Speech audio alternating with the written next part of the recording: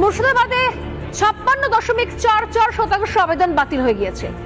মালদায় বাতিল হয়েছে 41.25%। 3 নম্বরে রয়েছে উত্তর দিনাজপুর, এখানে 44.81% আবেদন বাতিল হয়ে গেছে।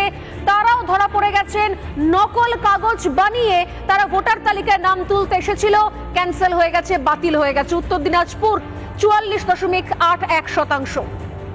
এরপর দক্ষিণ 24 পরগনা কিছু কম নেই ভাই, 44.68% আবেদন এখানে বাতিল হয়ে গেছে। অর্থাৎ দক্ষিণ 24 পরগনা থেকে 44% ওপর মানুষ নকল কাগজ বানিয়ে লাইনে দাঁড়িয়ে আবেদন করেছিল, হাতে নাতে ধরা পড়ে গেছে, নকল কাগজ দেখা হয়ে গেছে, তাদের আবেদন বাতিল হয়ে গেছে পত্রপাঠ। এবার চলে আসুন নদিয়া, 42.11% আবেদন বাতিল হয়ে গেছে, কারণ কাগজে গন্ডগোল রয়েছে, সন্দেহজনক নকল কাগজ বানিয়ে নিয়ে এসেছিল, ধরা পড়ে গেছে। কোচবিহার 44.83%, 44%-এরও বেশি ভোটার যারা আসলে এদেশের হয়তো ভোটার নয়, তারা নকল কাগজপত্র বানিয়ে নিয়ে এসেছিল, আবেদন করেছিল।